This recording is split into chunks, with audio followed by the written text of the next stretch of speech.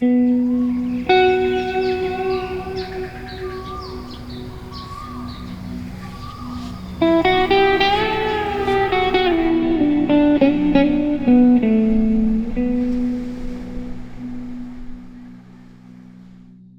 m'appelle Emmanuel Pézard, j'ai 48 ans. J'ai découvert Kep en 2003 quand c'était une ville fantôme et j'ai tout de suite su que j'avais un lien vraiment particulier avec cette ville. J'y ai vécu par la suite jusqu'en 2021. Ce qui m'a marqué dans Kep, c'était justement ce côté un peu suranné, ces villas fantômes, cet esprit où on sentait qu'il s'était passé énormément de choses. Et j'ai eu la chance, il y a un mois maintenant, de pouvoir y revenir dans le cadre des résidences artistiques de Art for Cape pour pouvoir écrire un recueil en fait qui résume un petit peu un siècle d'histoire à travers toutes ces villas abandonnées. À partir de là, j'ai déambulé dans ces différentes villas qui sont en fait d'un style qui était d'un style moderne, ce qu'on appelle l'art moderne khmer, inspiré par Van Moulivan, Liban Hap, pardon. Et j'ai décidé de me lancer dans ce recueil. Et donc, j'ai décidé de glisser du réel vers l'imaginaire aussi car il y a peu d'archives. Donc, je me suis basé sur ces archives et c'est glissé de ces archives vers la fiction.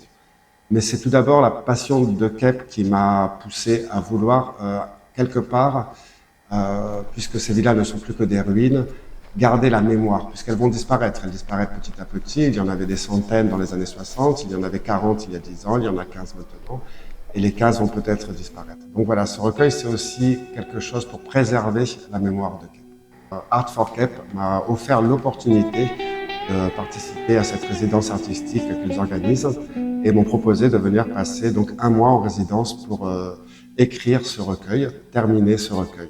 Alors évidemment, ça change tout puisque l'environnement est parfait. Nous sommes dans une maison traditionnelle en bois, c'est là que logent les résidents.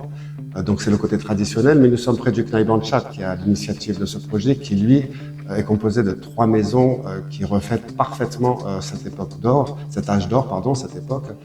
Et donc avec un environnement en plus qui est dans un grand parc, avec un accès à la piscine, face à la mer, et sans être jamais dérangé. Donc l'environnement est parfait pour écrire ce projet.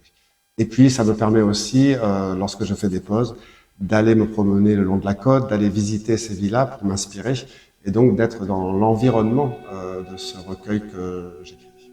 Donc vraiment, c'est le lieu idéal pour ça. Et Kep est la villa finalement, c'est le décorum principal de ce recueil. Donc être dans cet élément est très inspirant et m'a poussé vraiment à me concentrer sur ce projet.